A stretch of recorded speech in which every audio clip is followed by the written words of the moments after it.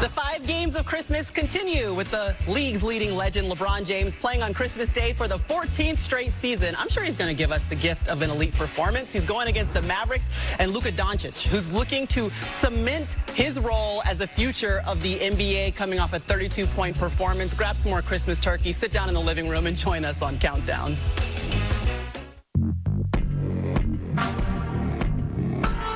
Someday, this may be Luka's league, but today he faces the reason he isn't. Not yet. We just want our respect. Our organization want their respect. Laker Nation want their respect. And I want my damn respect too. Come at the king. Best not to miss. Welcome to NBA Countdown. Merry Christmas and good evening. Maria Taylor alongside Adrian Wojnarowski and Jalen Rose.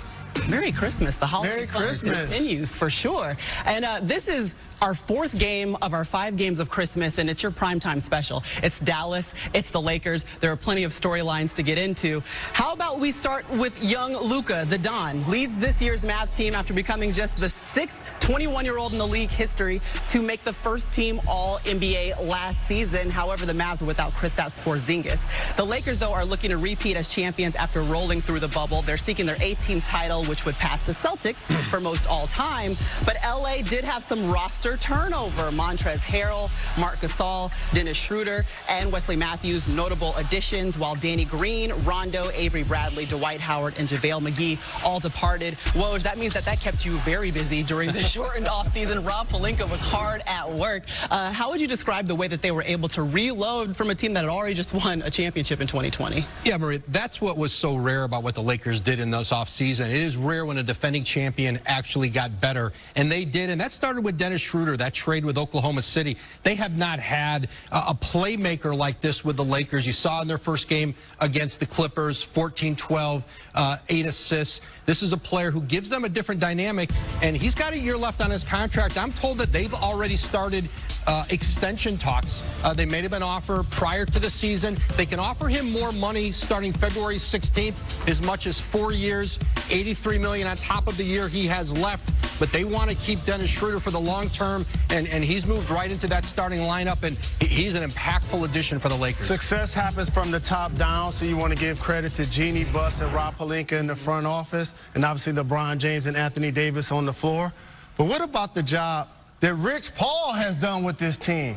When I look at their roster, half of their team are his clients. And all of those guys got paid this offseason or about to get paid really soon. He should get 2 rings from last year. I want to sign a petition right now. He needs to get 2 rings from last year. Well, let's talk about some of the players that are on that list with you. And we talk about LeBron James, we talk about his legacy, but what about AD, and what would be the leap for him in year 2? Here's the problem for the rest of the league. AD hears the whispers that this is a LeBron James-led team, which it is. But he also knows that I'm the one led the team in points and rebounds. I'm the one that's going to get out here on a nightly basis and show everybody I deserve to be an MVP candidate. And he improved his 3-point shot. Yeah, Anthony Davis, listen, there is so much pressure off of him and LeBron James. When you win that first title in LA, you are held to such a different standard with the Lakers, and they don't care what you did anywhere else. LeBron said that after his first year there. They don't care what you have won elsewhere until you've won with the Lakers. And now the fact that those two have done that, I think it makes it so much easier for them now to have a window to keep winning titles. And like you said, they've been able to reload, which is so uncommon when you're talking about an NBA champion. But tonight they're going against the Dallas Mavericks, and you're going to get to see the one who kind of holds the key to the future in the NBA. His name is Luka. Don't forget about it. When Countdown continues, we talk about the young Don, and he'll tell us about his competitive drive, his nature, and about him being an MVP favorite. But here's Maria, that's Run DMC, not the Migos. The bet was, if he loses, he gotta wear a Cowboy jersey. You know, I had to put some fun in it, you know, make me proud. ESPN at ABC today for Christmas, early second. Celtics are trailing 26-24, but they're wearing their banner uniforms. Boston Celtics, in case there's any confusion. Jason Tatum, Chaminade Pride in there. A little bounce pass, throws it down. We're even at 26. 4 minutes left in the half. That's trailing by 43. There's Kyrie Irving. Sage is back. hits that one for 3. He was 3 of 5. Next time down the floor, Irving again. Woo! Back in Boston. Don't know if we're universally loved in Boston, but we're back in Boston. Celtics down 1. Where's Tatum? Oh, look, he made a 3. Called glass. Nope, that one he decided to swish and make regular-like. It's 54-51 as they get ready to start the second half.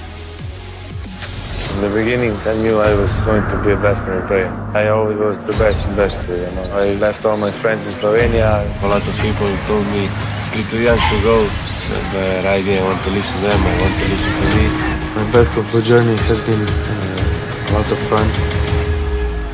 I am excited, you know, it's NBA, it's the best league. Luka Magic has made everybody ooh and ah!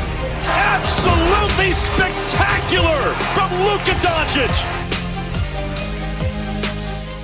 Now, according to Las Vegas, Luka Doncic is the favorite to win the league MVP this year. Why? Because of the way he finished last season. The 21-year-old averaged almost 30 points and a triple-double in the Orlando bubble. Now, this season, expectations are sky high, and not just for Luka, but for the Dallas Mavericks as well. Doncic sat down with Rachel Nichols ahead of the Mavs' Christmas Day showdown with the Lakers. That's happening tonight. God rest ye merry, gentle Mary. God rest ye merry.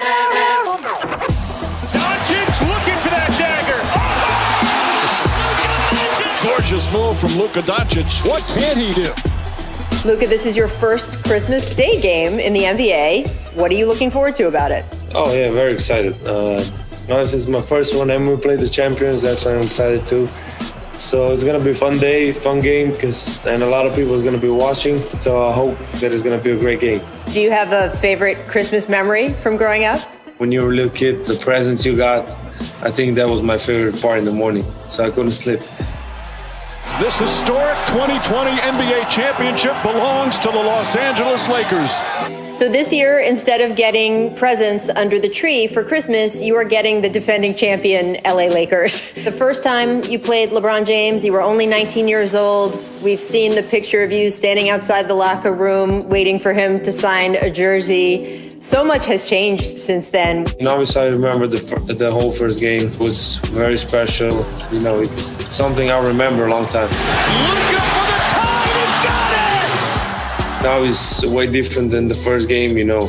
First game against him, against the Lakers, so it's obviously different. But I think now it's still special, but you know, you just, different situation, you're just trying to win. Yeah, good luck to you too.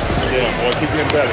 LeBron recently made an interesting revelation about you. Take a listen. Luka is one of my favorite players in the NBA today. When Luka was going through his contract negotiations with Nike, I wanted to begin Team LeBron and have Luka as my first signing. And I don't even know if Luka knows this, but he would know it now. I want him to be my first guy because I just love what he stands for. I love everything about him. A couple of my friends sent me that. When I saw the video, that was the time I learned about that he wanted to do a LeBron team and be the first signing. So I didn't know it before. So they say this is pretty special. He's got to get new brakes on the car after that step back by Luka. You have one of the greatest to ever play the game fawning over you. You have shoe companies fighting over you. You have the Mavericks team built around you. You never seem to show the pressure that all of that brings. How do you manage that? I mean, as I always say, you know, there's been pressure since I was a little kid. I don't know, but I think I learned through the road when I've been since Madrid. I mean, as a little kid, I had pressure, I think. So I think you just grow there, you learn game by game, practice by practice. No face, no case.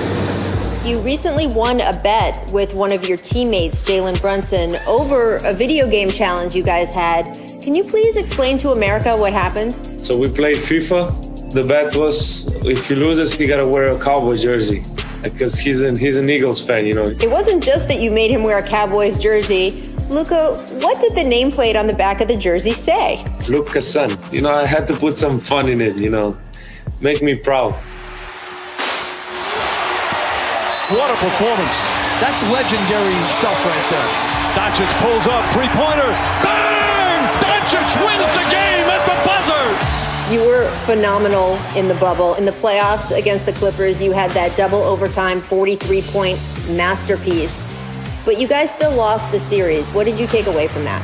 It was my first playoff series. Fun basketball, a lot of emotions. I'm proud of what we did back there. We fought and